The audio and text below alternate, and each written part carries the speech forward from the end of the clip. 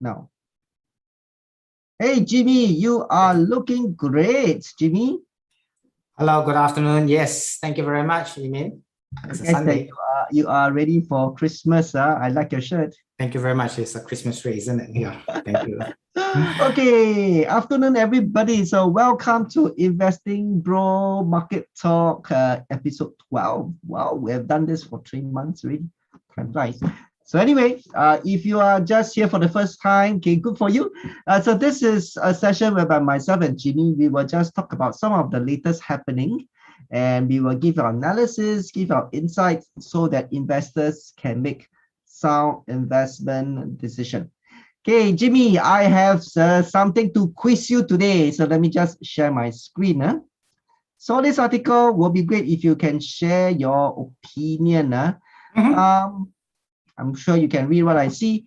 M1 Keppel DC REITs finalized agreement on network asset deal. It looks like something is brewing between Keppel DC and M1.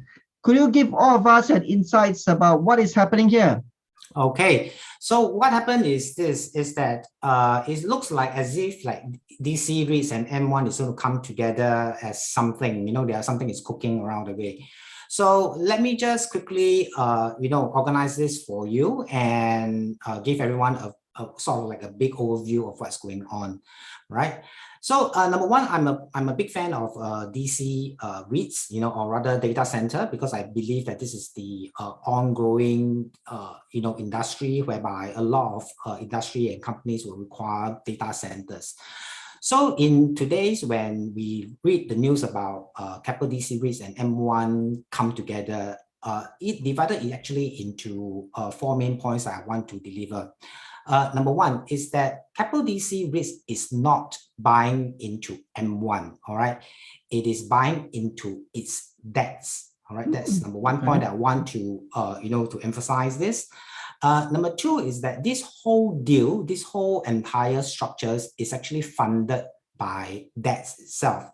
And it is through what we call a preference shares and bonds, right?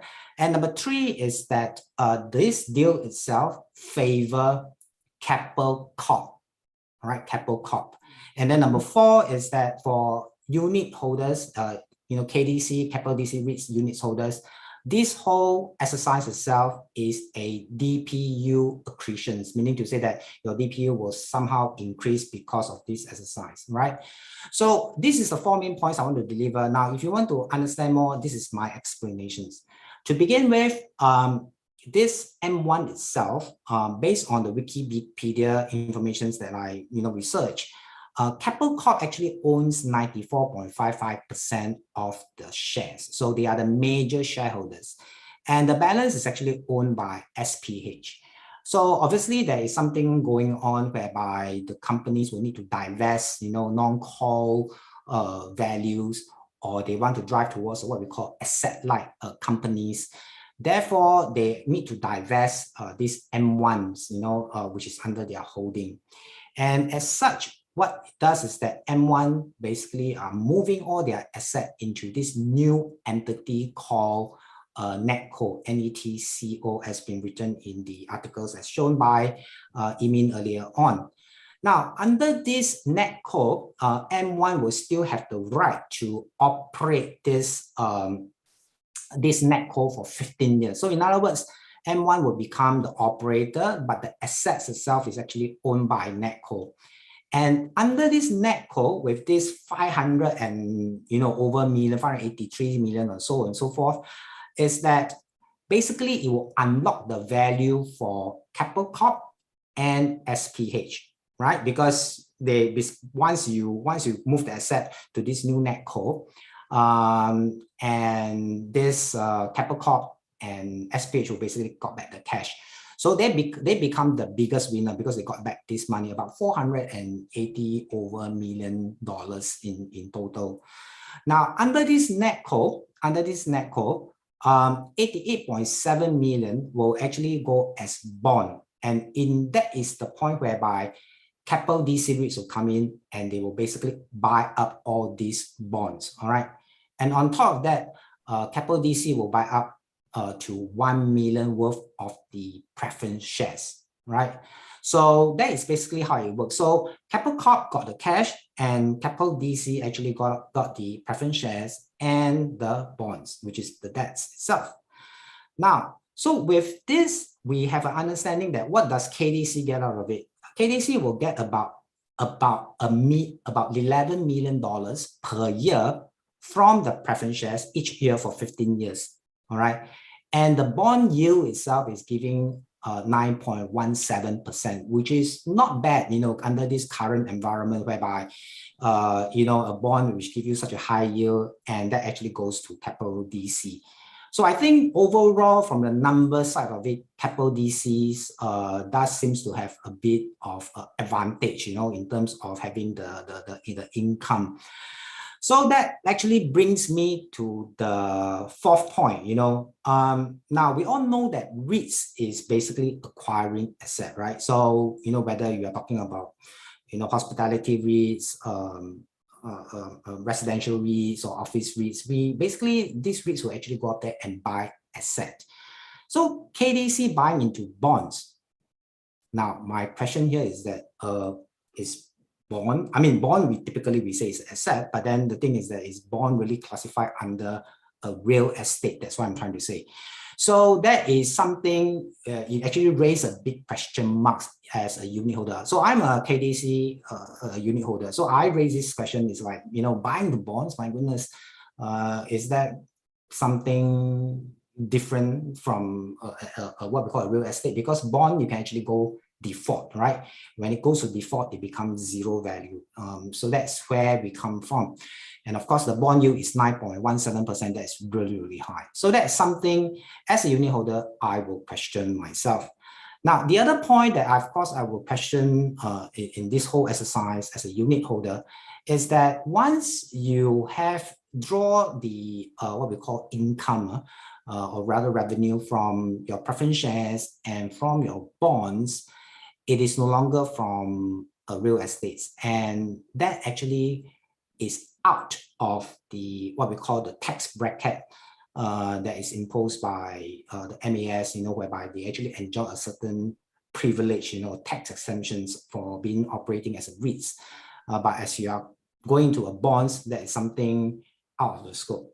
So at this part of it, KDC actually did, trying to apply for what we call a tax exclusion under what we call a QPDS.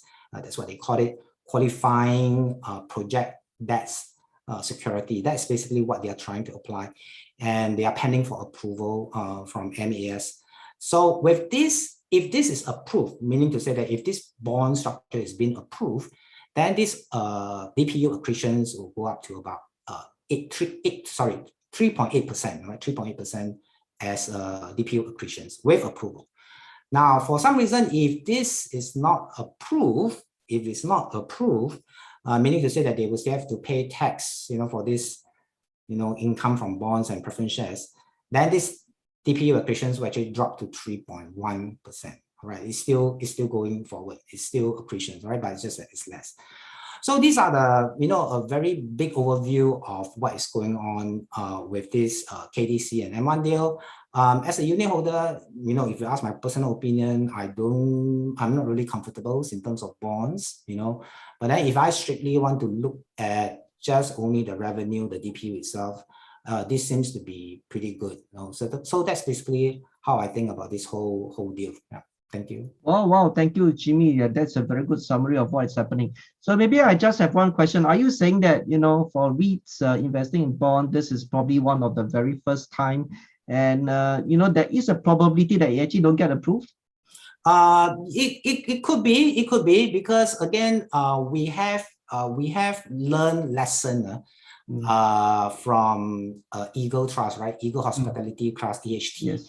Is that the Queen's Mary asset, which is actually on the ocean, all right, it was parked under real estates. And then you was thinking like, so when a ship on the ocean, do you see that it is an asset on the ocean, or do you see that piece of ocean as part of the real estates? So that is always a very highly debatable thing. But of course, when this EHT, got into big trouble, and now everybody was looking, is like a ship on the ocean should not be a real estate. It should be just the ship itself. And if the ship requires maintenance, then it is become a liability, So it never has the appreciation. So I think the whole point about KDC with this bond thing, you have to differentiate between different asset class. One is called the bonds, and the one is real estate. So if you try to mix between these two, as an investor, I would say, I would be very concerned, as I said, because real estate can't go to value zero. Yes. Whereas bonds, if you go default, it becomes zero. So that is a very big risk, different risk portfolio in this case. Yeah. Okay, but just to confirm if I hear you correctly, but let's say from a pure numbers perspective, as an investor, you're quite happy because you're actually getting higher dividend. Am I right? Yes, did I hear you correctly? Yep. Yes. Okay.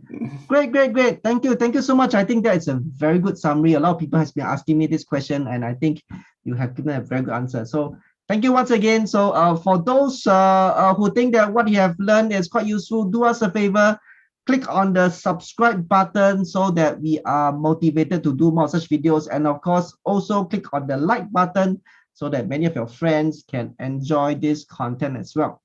Okay, so with that, this is Investing Bro Market Talk episode 12. Hope to see you next week. Bye for now. Bye-bye.